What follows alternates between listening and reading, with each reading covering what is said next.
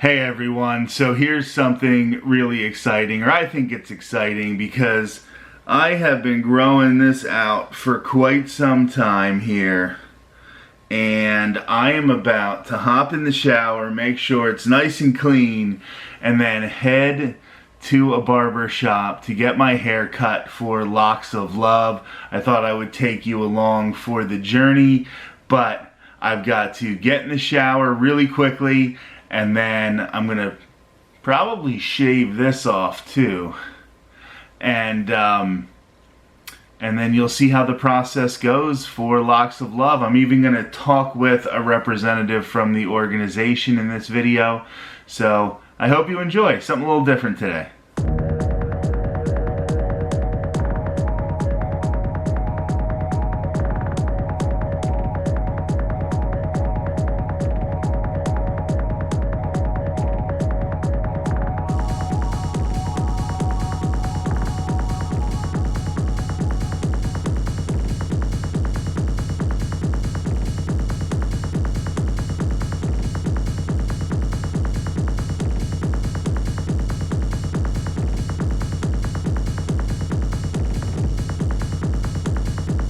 Hey everyone, I am here in South St. Petersburg.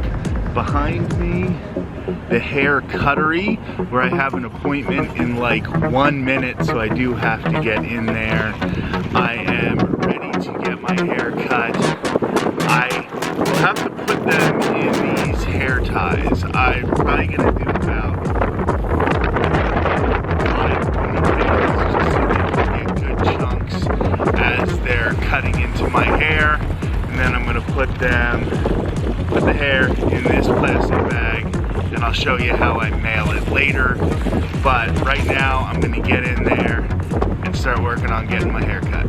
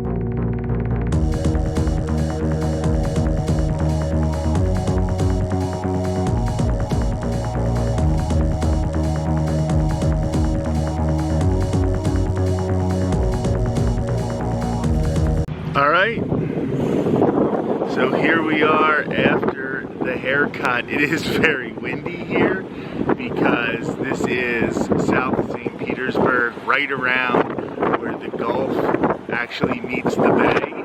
So there's a lot of wind coming right off the water, just a few hundred feet away from me. But that was an excellent experience. This is the hair cuttery on 34th Street South in St. Petersburg. If anybody has the chance to come here, they were amazing. There were actually a few places that I called before this that didn't want to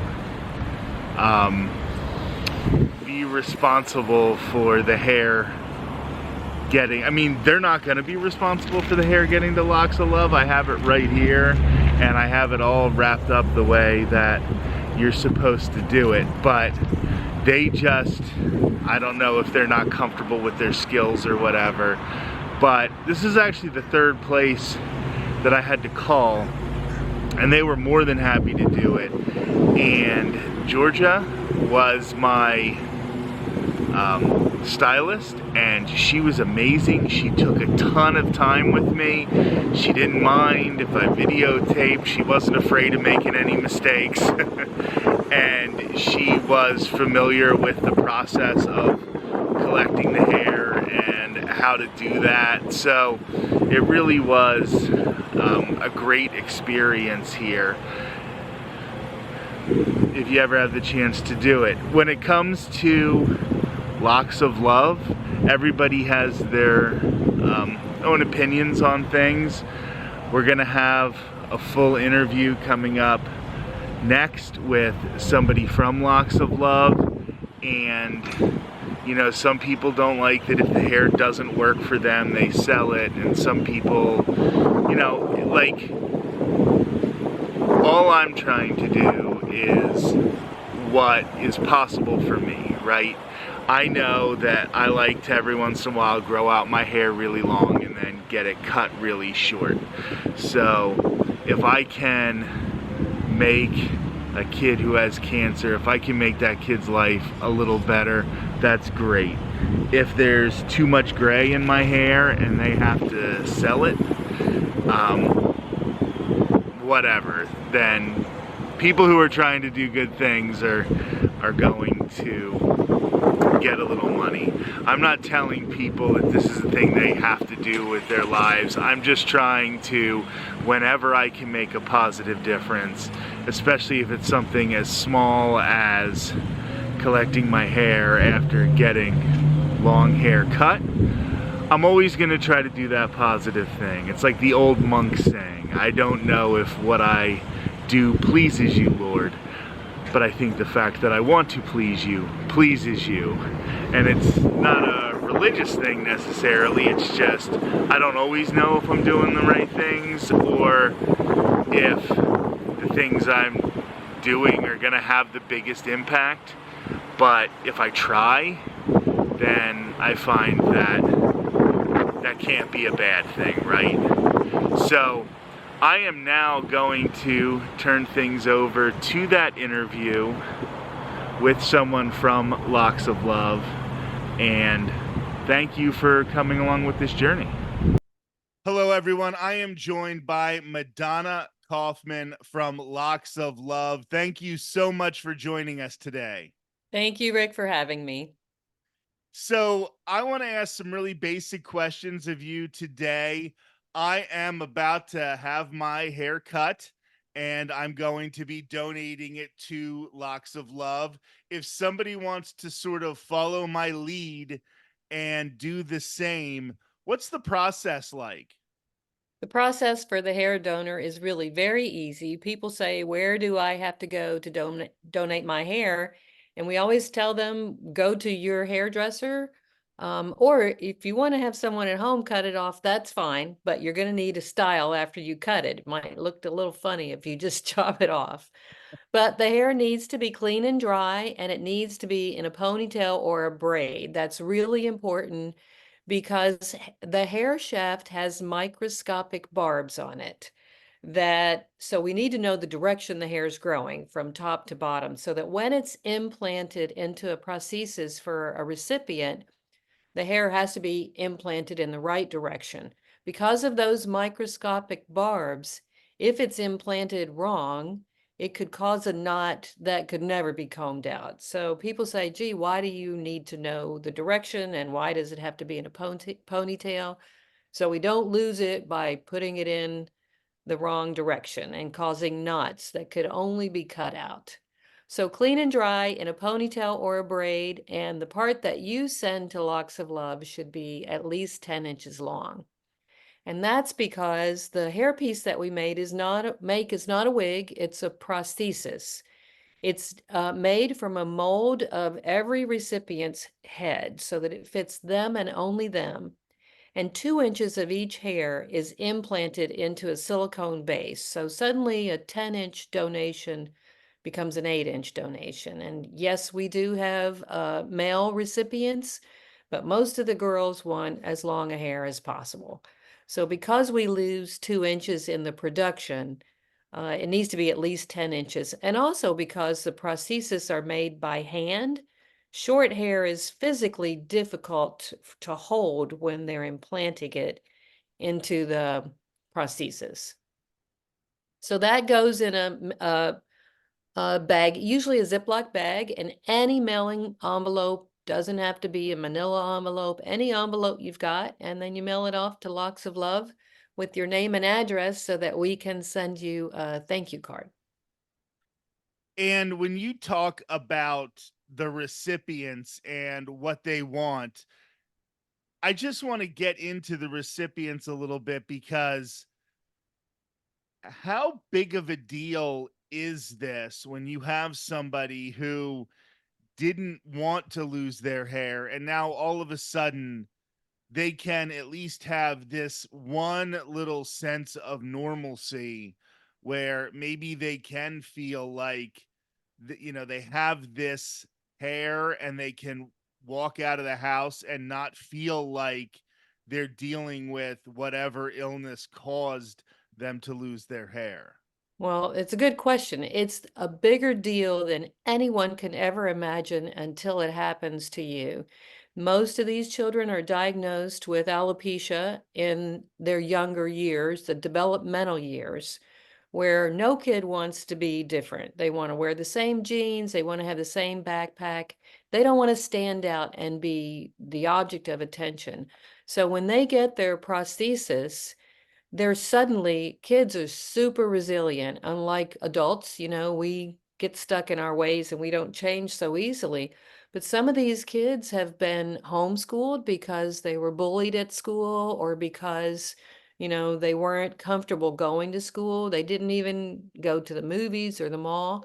And once they get their prosthesis, these kids are back in the game. They're on the gymnastics team, the football team, and they really got their childhood back. So it's a big, big deal, more than you could imagine. And to hair donors out there like yourselves, you're making an amazing change in the lives of these kids and their families. So thank you, and thank you to all of those that follow your lead.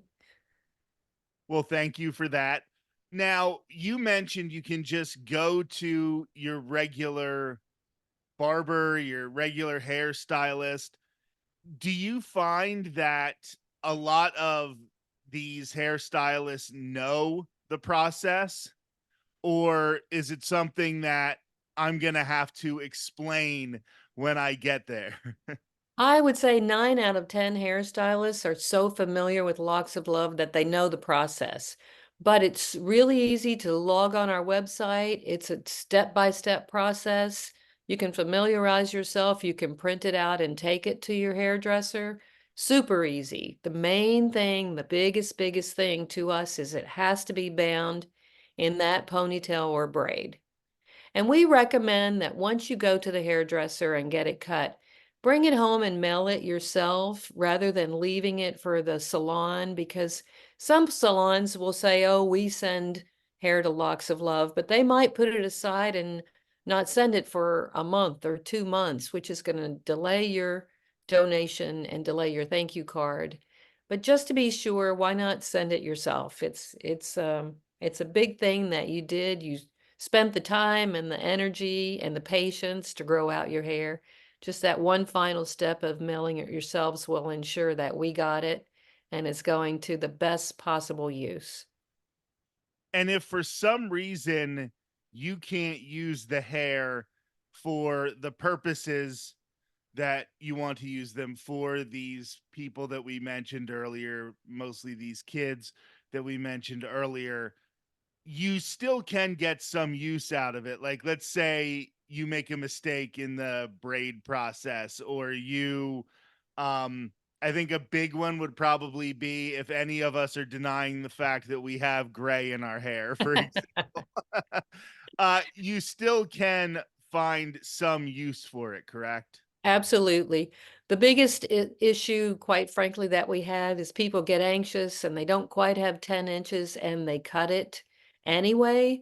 If we have the opportunity to sell short hair to, for instance, there's been a doll maker somewhere that for years has, we've been able to take very, very short hair that we couldn't use.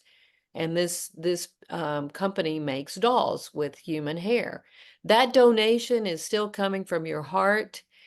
We could turn it into a monetary donation, and because the prostheses are made and given to the kids for free, that little bit helps to pay for the production, which Locks of Love pays for. And really important for everybody to know is these kids get a new prosthesis every 2 years until they turn 21. So once a lot of people are repeat hair donors, especially younger people that don't have that gray you're mentioning, their hair grows really fast. And it's something they might do throughout their childhood into high school. They'll send a donation every 2 years, every 3 years. It gets put to really good use because our recipients get 5, 6, 7 prosthesis as part of the Locks of Love family up until the age of 21. And then what is the process if somebody has a recipient that they want to put in contact with Locks of Love? That's our biggest ask for people like you that are spreading the word about Locks of Love, is that you tell someone that might need our help to nominate a child or let them know. You can go to locksoflove.org, O-R-G, nominate a child. There's an application on there. It tells the family or whomever is nominating the child exactly what information we need. It's very basic.